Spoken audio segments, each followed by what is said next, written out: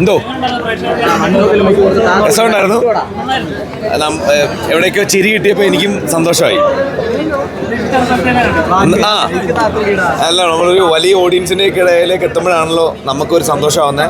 അപ്പോൾ നിങ്ങളെല്ലാവരും അത് മാക്സിമം ആൾക്കാരിലേക്ക് എത്തിക്കാൻ ശ്രമിക്കുമെന്ന് വിചാരിക്കുന്നു. എന്തോ കേട്ടില്ല. എങ്ങനെയുണ്ട് രാജേട്ടൻ്റെ സ്ക്രിപ്റ്റ്?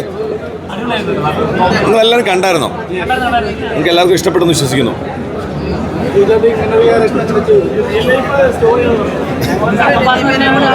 ഹലോ, പടം നിങ്ങളെല്ലാവരും കണ്ടോന്നറിയില്ല, എന്തായാലും കാണണം.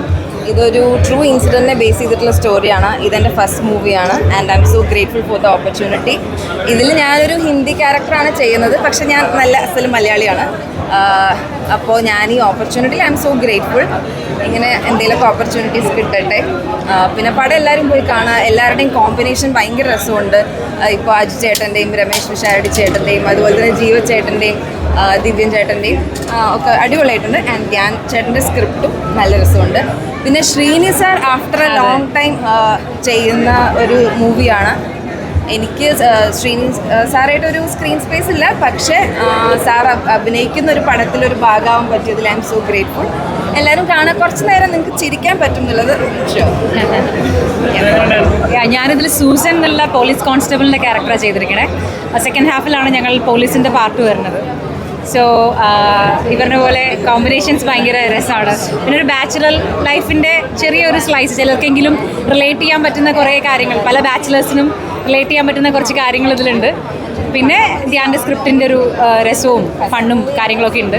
പിന്നെ നേരത്തെ പറഞ്ഞ പോലെ ശ്രീനിവാസ് സർ ഞങ്ങളൊക്കെ അത്രയും അഡ്മയർ ചെയ്യുന്നൊരു ആക്ടറുടെ കൂടെ കുറച്ച് സമയം സ്ക്രീൻ സ്പേസ് ഉണ്ടായി എന്നുള്ളത് വലിയ കാര്യം. ഞാനൊക്കെ ഒരുപാട് ആരാധനയോട് കൂടിയിട്ടാണ് അദ്ദേഹം നേരെ ഫ്രണ്ടിൽ വന്നിരുന്ന് അഭിനയിക്കണമൊക്കെ നോക്കി ഇരുന്നിട്ടുള്ളത്. ആക്ച്വലി അത് അഭിനയിക്കരുത്, ഞാനിങ്ങനെ ഭയങ്കര വണ്ടർ അടിച്ചു, ഓ മൈ ഗോഡ് ഇത് ഇത്ര വലിയൊരു ചാൻസ് എൻ്റെ ലൈഫിൽ കിട്ടുമോ. കാരണം അദ്ദേഹത്തിൻ്റെ കൂടെ സ്ക്രീൻ സ്പേസ് എന്നുള്ളത് എനിക്ക് വലിയ കാര്യമായിരുന്നു. പക്ഷെ അതൊരു വലിയ സന്തോഷം. നിങ്ങളെല്ലാവരും പടം കണ്ട് സപ്പോർട്ട് ചെയ്യണം. കാരണം ഒരുപാട് യങ്സ്റ്റേഴ്സിൻ്റെ പടമാണ്. ഞങ്ങളുടെയൊക്കെ പലരുടെയും ആദ്യത്തെയും രണ്ടാമത്തെയൊക്കെ പടങ്ങളാണ്. അപ്പോൾ എല്ലാവരും കാണും. Thank you so much. നല്ല സിനിമയായിരുന്നു. അത് ഭയങ്കര രസമായിരുന്നു കേട്ടോ. അത് ഭയങ്കരമായിട്ട് എൻജോയ് ചെയ്തു. അവര് എല്ലാവരും ആ ഫ്രണ്ട്സ് എല്ലാവരും ഉള്ള സീനുകളൊക്കെ നല്ലോണം എൻജോയ് ചെയ്തു. ഇതിൽ നല്ലായിരുന്നു, ഇഷ്ടപ്പെട്ടു. എന്താ മെസ്സേജ്? അത് എനിക്ക് തോന്നുന്നത് പറഞ്ഞാൽ അതിന് സ്പോയിലർ ആവും, വേണ്ട പറയുന്നില്ല. അതെ അതെ അതെ, കോമഡിയാണ്, നല്ലൊരു സിനിമയാണ്.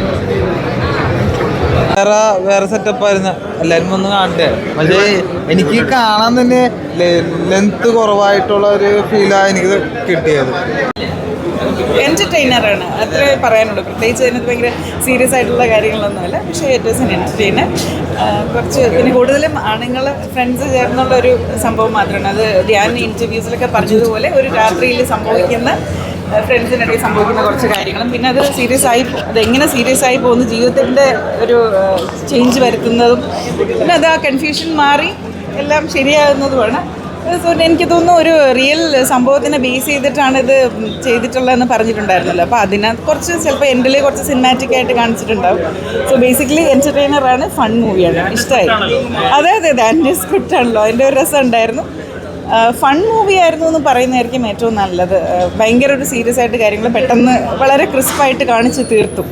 നമുക്ക് പെട്ടെന്ന് കുറച്ച് നേരം ചിരിച്ച് സന്തോഷമായിട്ടിരുന്നു വരാം. പിന്നെ സ്ത്രീകളുടെ റോള് ഒന്നും വലുതായിട്ട് പറയാനില്ല. കൂടുതലും ധ്യാനും ഫ്രണ്ട്സും കൂടെ ഉള്ള ആ ഒരു സീൻസൊക്കെയാണ്. 2-3 പേര് വന്ന് പോകുന്നുണ്ട്.